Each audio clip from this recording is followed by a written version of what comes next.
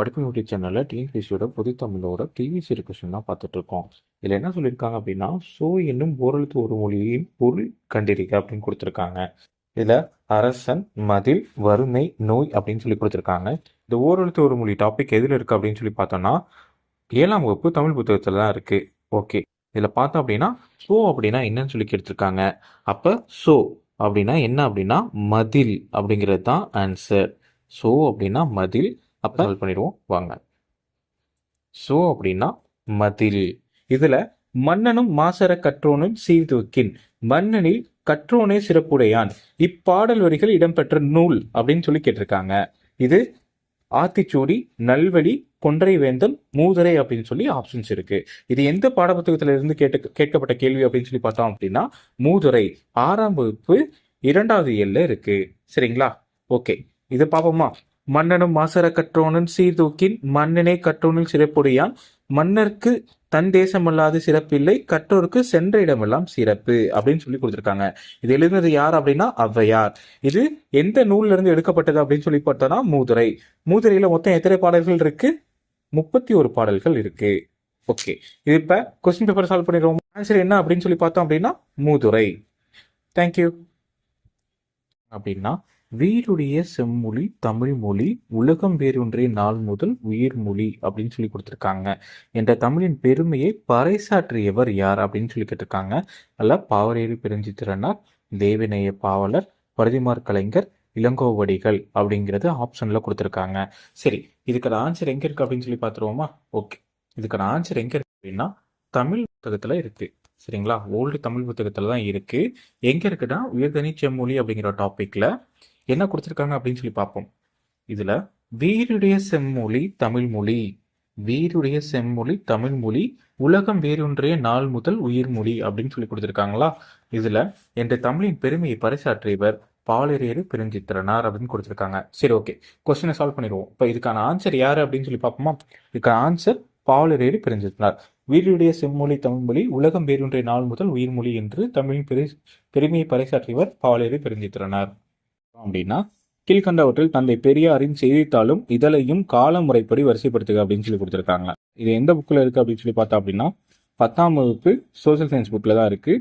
Okay, இதில் என்ன கொடுத்துருக்காங்க அப்படின்னா குடியரசு 1925, ரிவோல்ட்டு 1928, புரட்சி 1933, பகுத்தறிவு 1934, விடுதலை 1935. சரிங்களா? இதுல சுயமரியாதை இயக்கத்தின் அதிகாரப்பூர்வ செய்தித்தாள் அப்படின்னு சொல்றது எது அப்படின்னா குடியரசு. சரிங்களா?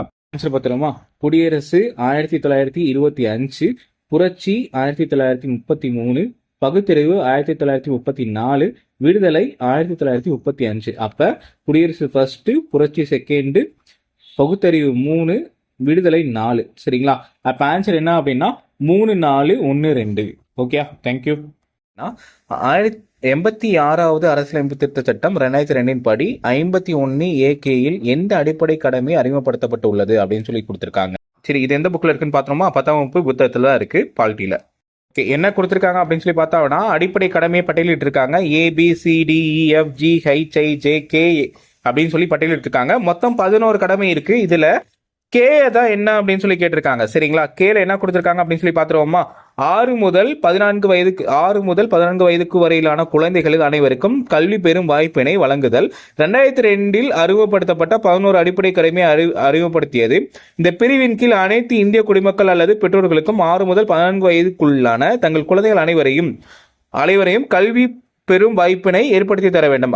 கொஸ்டின் பேப்பர் சால்வ் பண்ணிடுவோமா. அதுல என்ன இருக்கு அப்படின்னா இது என்ன ஆகுதுன்னா ஏ அப்படிங்கறது ஆன்சர். 14 வயதுக்கு உட்பட்ட அனைத்து குழந்தைகளுக்கும் இலவச மற்றும் கட்டாய கல்வி அளித்தல் அப்படிங்கறது ஆன்சர். தேங்க்யூ. அப்படின்னா பின் வருவனவற்றுள் எந்த சபை ரெட்டமலை சீனிவாசன் அவர்களால் தொடங்கப்பட்டது அப்படின்னு சொல்லி கேட்டிருக்காங்க. சரிங்களா?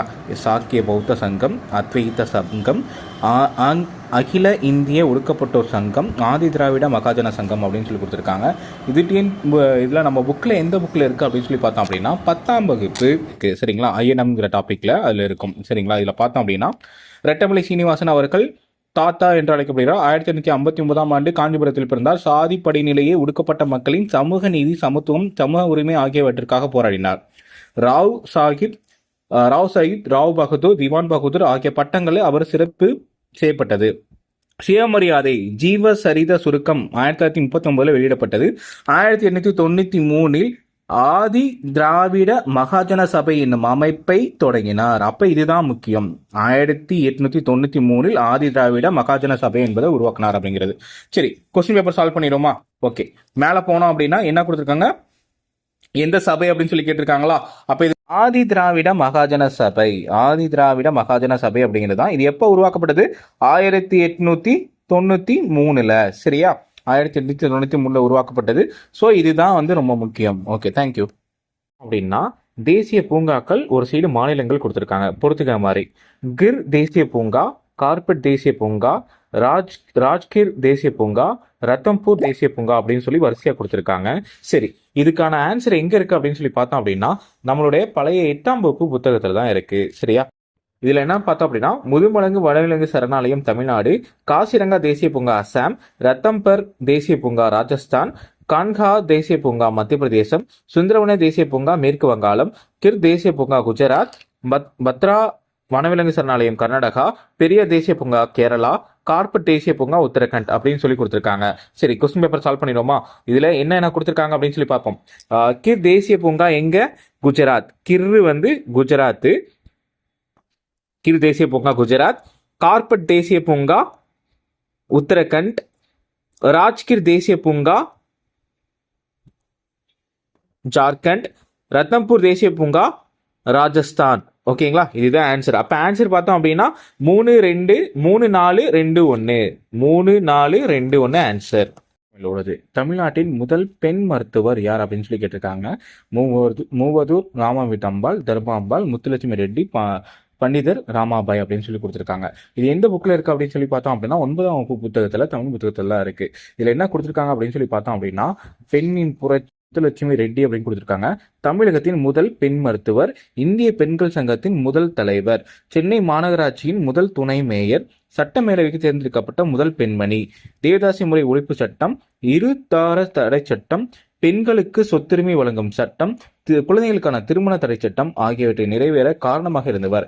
அடையாற்றில் 1930ஆம் ஆண்டு அவ்வை இல்லம், 1952 புற்றுநோய் மருத்துவமனை ஆகியவற்றை நிறுவியவர்.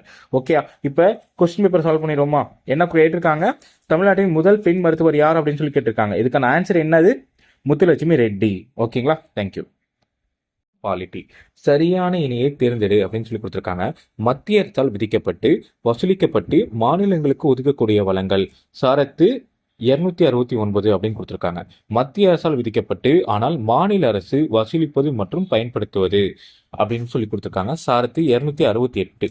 மத்திய அரசால் விதிக்கப்பட்டு வசூலிக்கப்பட்டு மாநிலங்கள் மற்றும் யூனியன் பிரதேசங்களால் பகிர்ந்தளிக்கக்கூடிய வரி அப்படின்னு கொடுத்துருக்காங்க. 267 சொல்லி கொடுத்துருக்காங்க.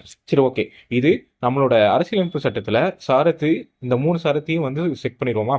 ஃபர்ஸ்ட் 267 என்ன கொடுத்துருக்காங்க? எதிர்பாராத செலவினங்களுக்கான நிதியம் அப்படின்னு சொல்லி கொடுத்துருக்காங்க. 267. ஓகே. அடுத்து 268 என்ன கொடுத்துருக்காங்கன்னு பார்ப்போம். மத்திய அரசு விதித்து வரியை மாநில அரசு வசூல் செய்து அதனை தேவைக்காக பயன்படுத்திக் கொள்ளும் அப்படின்னு கொடுத்துருக்காங்க. 269 என்ன கொடுத்துருக்காங்க? மத்திய அரசு வரியை விதித்து அதனை வசூல் செய்து மாநில அரசுக்கு ஒதுக்கப்படும் அப்படின்னு கொடுத்துருக்காங்க. இந்த 3 சாரத்துல இது தப்பா இருக்கு. 267 இருக்கு. சரிங்களா? மாநிலம் மற்றும் மத்திய அரசுக்கு இடையான வருவாய் பகிர்வு எதுல இருந்தா ஸ்டார்ட் ஆகுது? 268 இருந்து தான் ஸ்டார்ட் ஆகுது. ஆனா நமக்கு 267 கொடுத்துருக்காங்க. அப்ப அது தவறு இல்லையா? ஓகே, அப்போ 1 மட்டும் தான் தவறு. அப்ப மற்ற 2மே சரி இல்லையா? அப்ப 1ம் 2ம் சரி. Answer C. தேங்க்யூ. கொஸ்டின் தான் பார்த்துட்டு இருக்கோம். கூற்று 2 கொடுத்துருக்காங்க. ஏர் எழுபது 11 கீழ்கணக்கு நூல்களில் ஒன்று. ஏர் எழுபதை பாடியவர் கம்பர். ஏர் எழுபதை பாடியவர் கம்பர் அப்படின்னு 2 கூற்று கொடுத்துருக்காங்க. இதுல எதுக்கு சரி அப்படின்னு சொல்லி கேட்டிருக்காங்க. சரி, இது எந்த புத்தகத்துல இருக்கு அப்படின்னு சொல்லி பார்த்தோம் அப்படின்னா 10ஆம் வகுப்பு புத்தகத்தில் தான் இருக்கு. ஓகே, இதுல என்ன கொடுத்துருக்காங்க? கம்பர் ராமனது வரலாற்றை தமிழில் வழங்கியதால் ராமாவதாரம் என்று பெயரிட்டார். கம்பராமாயணம் என இது வழங்கப்பட்டது அப்படின்னு சொல்லி கொடுத்துருக்காங்க. கம்பர் என்னென்ன புக்கெல்லாம் எழுதினார் அப்படிங்கிறது கீழே கொடுத்துருக்காங்க. சரிங்களா? அதை பார்ப்போம். சரஸ்வதி அந்தாதி, சடகோபர் அந்தாதி, திருக்கை வழக்கம், ஏர் எழுபது, சிலை எழுபது அப்படின்னு சொல்லி கொடுத்துருக்காங்க. சரிங்களா? அப்ப இதுக்கான ஆன்சர் என்ன அப்படின்னு சொல்லி பார்த்தோம் அப்படின்னா இது 11 கீழ்கணக்கு நூல்களில் ஒண்ணா அப்படின்னா இல்லை. அப்ப ஃபர்ஸ்ட் கூற்று தப்பு. 2வது கூற்று என்னது? ஏர் எழுபதை பாடியவர் கம்பர் அப்படின்னு கொடுத்துருக்காங்க. அப்ப இந்த கூற்று மட்டும் தான் சரி. சரியா? இந்த கூற்று மட்டும் தான் சரி. அப்ப கூற்று 2 மட்டும் தான் சரி. அப்ப ஆன்சர் வந்து கூற்று 2 மட்டும் சரி.